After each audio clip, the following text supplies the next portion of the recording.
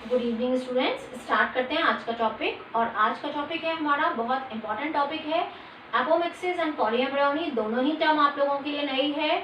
इसमें बहुत सारे क्वेश्चन बोर्ड में और कॉम्पिटिटिव एग्जाम में आते हैं। तो चलिए स्टार्ट करते हैं। फर्स्ट हम एपोमिक्सिस पढ़ते हैं। तो एपोमिक्सिस क्या है? Apomixis means away from mixing, यानी क्या मिक्स नहीं हो रहा है यहाँ पर मेल गैमीट का फीमेल गैमीट के साथ फ्यूजन नहीं हो रहा, यानी यहाँ पर जो है फर्टिलाइजेशन की प्रोसेस नहीं हो रही है। तो यहाँ पर कोई फर्टिलाइजेशन नहीं है, कोई मेल गैमीट की बात नहीं है, बट सीड बन रहा है।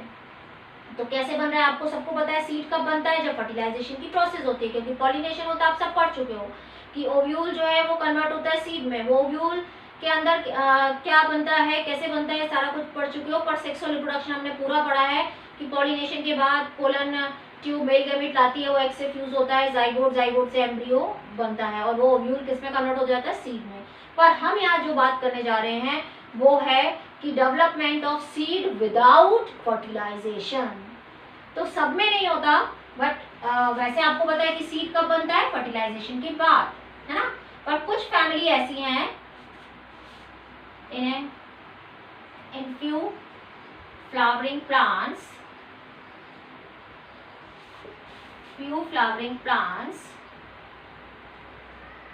such as some species of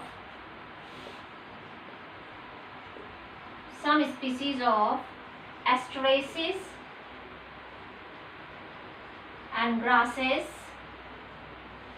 have evolved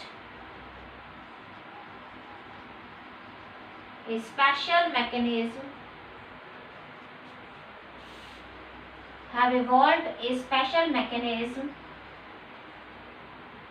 to develop seeds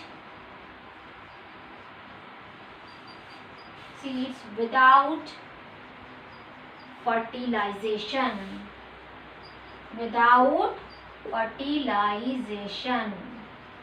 Have evolved a special mechanism without fertilization called apomixis. यानी कुछ फ्लावरिंग प्लांट्स में कुछ स्पीसीज जो हैं, कौन कौन सी, ये आपको नाम याद रखना है, एस्टरेसेस एंड ग्रासेस। इन्होंने एक स्पेशल मैकेनिज्म डेवलप किया है, evolved special mechanism to develop seeds without fertilization called apomixis. अब ये कैसे होगा इसको अभी हम पढ़ेंगे। तो अब ये क्या हुआ, ये क्या कर रहा है? It is a form of asexual reproduction, क्योंकि इसका मतलब फर्टिलाइजेशन नहीं हुआ। और हम बोलते हैं कि जहाँ फर्टिलाइजेशन होता है वो सेक्सुअल रिप्रोडक्शन है। तो जब फर्टिलाइजेशन नहीं हुआ, इसका मीन्स क्या है? ये it is a form of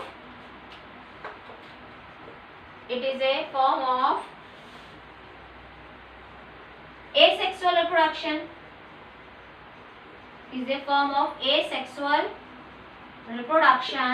That mimics sexual reproduction, है ना, मिमिक कर रहा है ना, that mimics sexual reproduction. कैसे मिमिक कर रहा है? क्योंकि सीड प्रोड्यूस कर रहा है विदाउट फर्टिलाइजेशन। इसका मतलब ये किसको मिमिक कर रहा है? सेक्सुअल रिप्रोडक्शन को। है ये किसकी? एसेक्सुअल रिप्रोडक्शन का टाइप है, क्योंकि जब फर्टिलाइजेशन नहीं हो रहा तो एसेक्सुअल रिप्रोडक्शन का टाइप हो गया। बट ये मिमिक क्या कर रहा है? सेक्सुअल रिप्रोडक्शन को, क्योंकि सीड बना के दिखा रहा है। तो किसमें हो रहा है? ये स्पेशल टेक्निक है किसके अंदर? एस्ट्रेसेस एंड ग्रासेस के अंदर। अब वो कौन सी प्रोसेस और कौन सी सेल है जो सीड बनाने में हेल्प कर रही है, उसको हम देख लेते हैं। ये क्लियर हो गया कि development of seed without fertilization special mechanism है एस्ट्रेसेस एंड ग्रासेस में। तो कौन सी प्रोसेस से वो डेवलप हो रही है और कौन सी सेल्स हैं जो इसमें पार्टिसिपेट कर रही हैं, उसके बेसिस पर हम इसको डिवाइड करते हैं। पहला है, फर्स्ट है रिकरेंट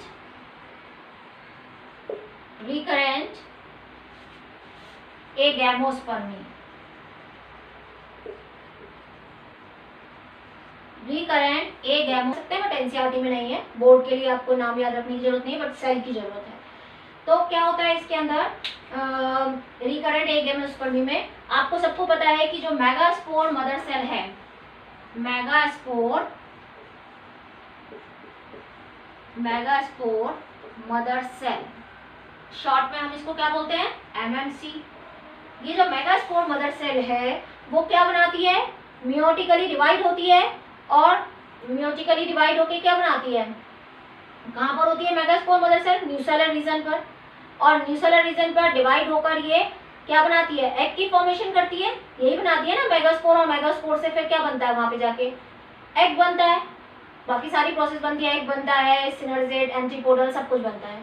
तो मेगास्पोर मदर सेल क्या होता है, मियोटिकली डिवाइड होती है, यानी मियोसिस की प्रोसेस होती है, मियोसिस की प्रोसेस करके एग बनाती है हैप्लॉइड, क्योंकि मेगास्पोर मदर सेल क्या होती है, डिप्लॉइड, और ये बनाती है हैप्लॉइड, नॉर्मल जो प्रोसेस होती है। पर अब इसके अंदर क्या होगा एपोमिक्सिस में, अगर ये प्रोसेस में मियोसिस ना हो, क्या हो यहाँ पर, माइटोसिस, यानी ये प्रोसेस ना हो, meiotic mother cell mitotically divide हो और डिप्लॉइड एग बना दे, डिप्लॉइड एग, ठीक है, डिप्लॉइड एग बन जाए, मियोसिस रिडक्शन डिवीजन ना हो, मियोटिक मदर सेल से माइटोसिस के थ्रू यानी इक्वेशनल डिवीजन हुआ, डिप्लॉइड एग बन गया, डिप्लॉइड एग की सेल डिवाइड हुई माइटोटिकली और क्या बन गया, एम्ब्रियो। ऐसा हो सकता है ना, पॉसिबल है कि अगर ये प्रोसेस ना हो और ये प्रोसेस हो और इसमें डिप्लॉइड हो जाए एग और वो डिवाइड करके माइटोटिकली एम्ब्रियो बना दे। तो एक प्रोसेस तो ये हो गई जिसको हम बोलते हैं रिकरेंट एग। तो ये किस में हुआ, मेगास्पोर मदर सेल से, कि मेगास्पोर मदर सेल ने माइटोटिकली डिवाइड होकर डिप्लॉइड एग बनाया और डिप्लॉइड एग से माइटोटिकली वो डिवाइड होगा और क्या बना देगा, एम्ब्रियो, है ना, यही होता है वहां पर। भाई जाइगोट बनता है और जाइगोट के बाद जब एम्ब्रियो बनता है तो वो माइटोटिकली डिवाइड होता है, और उसमें क्या होता है, जब वो डिवाइड होता है तो उसके अंदर सारी सेल्स क्या होती है, बंच ऑफ सेल बनता है, बंच ऑफ सेल बनता जाता है, और बंच ऑफ सेल में क्या होती है, डिप्लॉइड सारी सेल्स होती हैं। तो वही प्रोसेस इसमें होगी डायरेक्टली। तो एक प्रोसेस तो हो गई ये एम्ब्रियो बनने की। दूसरी कौन सी है, दूसरी है adventive embryony, adventive embryony. Adventive embryony के अंदर क्या होता है कि एक तो आपका जाइगोट से एम्ब्रियो बन ही रहा है, ठीक है, जो जाइगोट बना था उससे एम्ब्रियो बन रहा है यानी फर्टिलाइजेशन की प्रोसेस के थ्रू। इसके अलावा जो इंटेग्यूमेंट और न्यूसेलर सेल्स हैं, इसमें इंटेग्यूमेंट और न्यूसेलस की जो सेल्स हैं वो भी एंडोस्पर्म में प्रोट्रूड करने लगती हैं और डिवाइड होके एम्ब्रियो बनाना स्टार्ट कर देती हैं। तो क्या होता है, एडवेंटिव एम्ब्रियो है, embryo arises from diploid cells, कौन सी diploid cells, of nucellus and integument, other than egg, other than egg. यहां पर क्या हुआ, embryo arises from diploid cells of nucellus and integument other than egg, यानी egg तो बन ही रहा है, एग से तो एम्ब्रियो बनेगा ही, इसके अलावा किस किस से बन रहा है, न्यूसेलस से और इंटेग्यूमेंट से। इसका एग्जाम्पल है सिट्रस, मैंगो, ठीक है, और रिकरेंट, ये वाला जो था रिकरेंट, इसका एग्जाम्पल है एप्पल, पियर, एप्पल एंड पियर, ठीक है। इसका एग्जांपल है सिट्रस एंड मैंगो। सिट्रस में आप देख सकते हैं बहुत सारे, अच्छा यहाँ पर हम पॉलीएम्ब्रियोनी भी देखेंगे कैसे होता है ये मैं आपको बताती हूँ, जरा ये हटा दूँ, ये क्लियर हो गया आपको कि रिकरेंट में क्या हो रहा था कि मेगास्पोर मदर सेल में मियोटिक डिवीजन होकर जो एग बनता है वो प्रोसेस ना होकर माइटोटिकली ये डिप्लॉइड एग बनाती है और डिप्लॉइड एग डायरेक्टली जो है वो माइटोटिकली डिवाइड होकर एम्ब्रियो बना देता है, ठीक है। तो अब मैं इसको रब कर रही हूँ जरा और मैं आपको बताती हूँ एडवेंटिव एम्ब्रियोनी में क्या हो रहा है, कौन सी प्रोसेस हो रही है और कैसे वो अंदर एम्ब्रियो बना रहे हैं। देखिए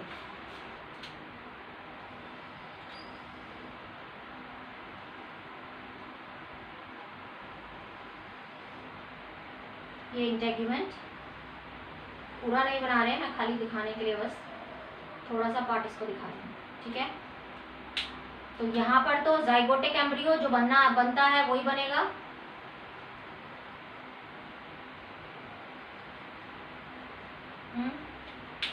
उसके बाद ये क्या है, ये है endosperm.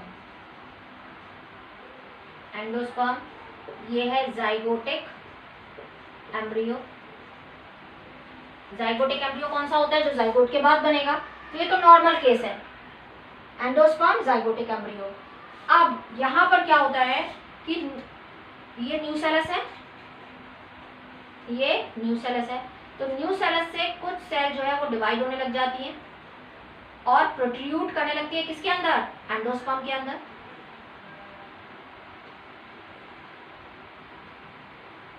Protruded into the endosperm. तो इसको हम क्या बोलेंगे अब, nucellar embryo.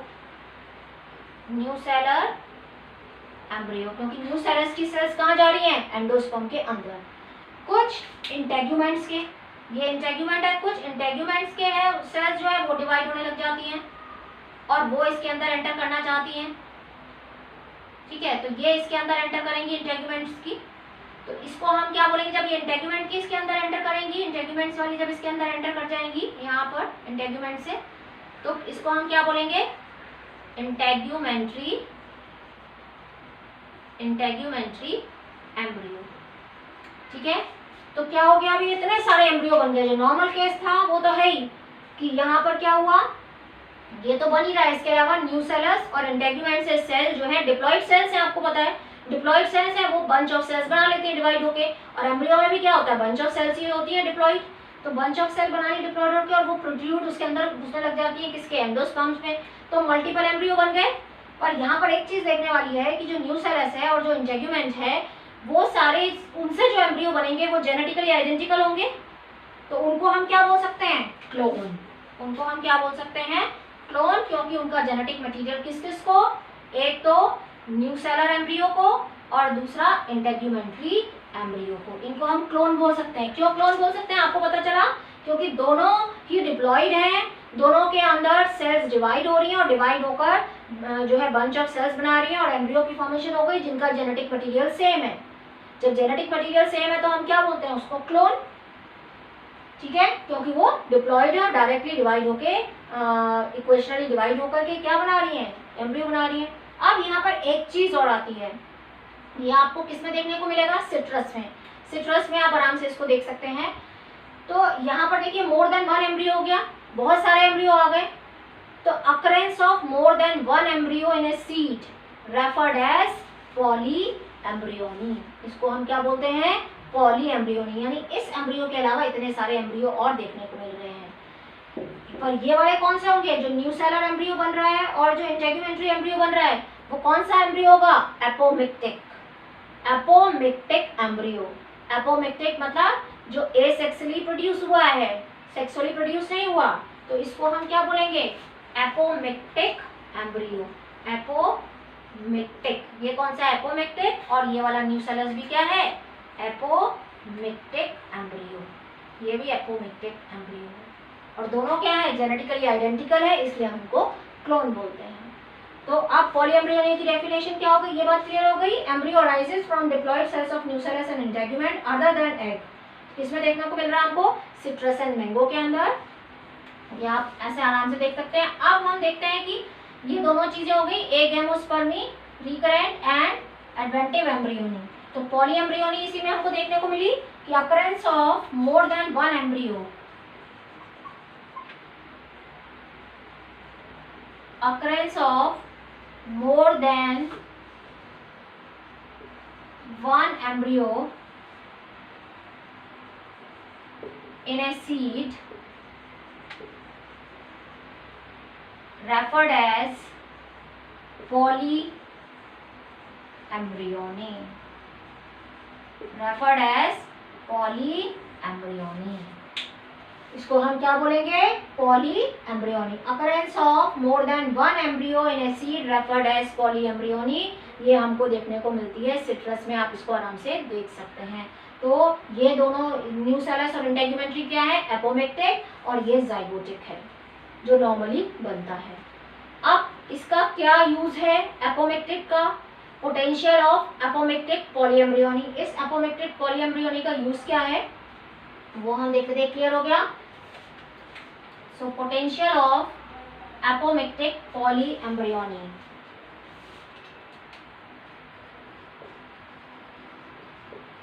Potential of apomictic polyembryony. Potential of apomictic polyembryony क्या है? एपोमिक्टिक पॉलीएम्ब्रियोनी का पोटेंशियल, फार्मर्स को क्या चाहिए होता है? हाइब्रिड सीड्स चाहिए।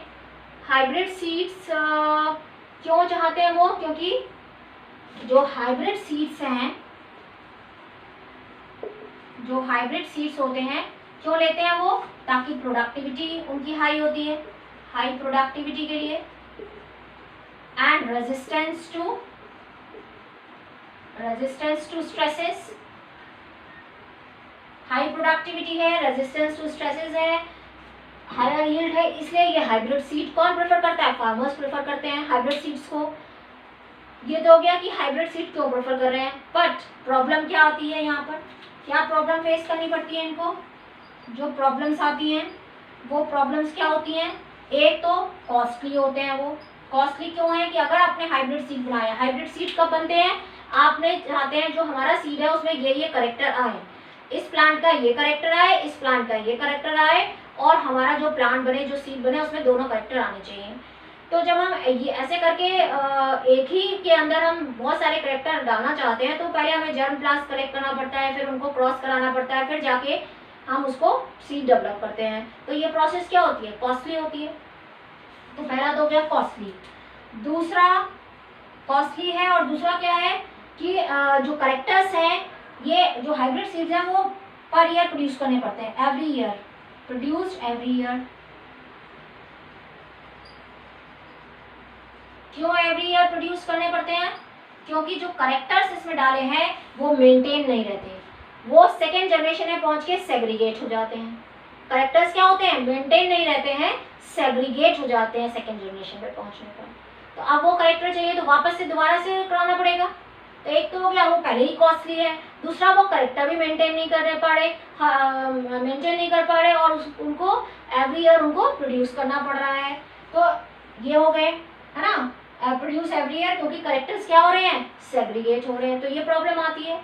अब इस प्रॉब्लम को फेस करने के लिए इसका क्या सोल्यूशन निकाला जाए? तो साइंटिस्ट ने बहुत सारे मेथड निकाले, जिसमें से एक सोल्यूशन है एपोमिक्टिक सीड। एक सोल्यूशन इनका निकला एपोमिक्टिक सीड। क्यों एपोमिक्टिक सीड? क्योंकि यहाँ पर आपने देखा कि जो न्यूसेलस और इंटेगुमेंट से जो एम्ब्रियो बन रहे थे वो उनके अंदर करेक्टर्स मेंटेन है, क्योंकि वो डिप्लॉयड पहले ही है, जो करेक्टर आए वही रहेंगे, वही आगे जनरेशन आफ्टर जनरेशन मेंटेन रहेंगे, सेग्रीगेट नहीं होंगे। तो वो करेक्टर्स को वो मेंटेन कर सकते हैं, हर साल उनको प्रोड्यूस करने की जरूरत नहीं है। इसलिए एपोमिक्टिक सीड जो है वो प्रेफर किए जाते हैं। इसका सोल्यूशन निकाला गया कि हाइब्रिड सीड की जगह हम क्या यूज कर सकते हैं? हम यूज कर सकते हैं एपोमिक्टिक सीड, क्योंकि उसमें करेक्टर्स मेंटेन रहेंगे, सेग्रीगेट नहीं होंगे। पर जो हाइब्रिड वैरायटी बनाई जाती है वो तो एक कॉस्टली होती है, दूसरा वो करेक्टर मेंटेन नहीं रहते, सेग्रीगेट हो जाते हैं, तो पर ईयर उनको प्रोड्यूस करना पड़ता है। तो सोल्यूशन में निकला एपोमिक्टिक सीड। तो आपको समझ में आ गया कि पॉलीएम्ब्रियोनी क्या है और एपोमिक्सिस क्या है। ठीक है student, so thank you, thanks for watching.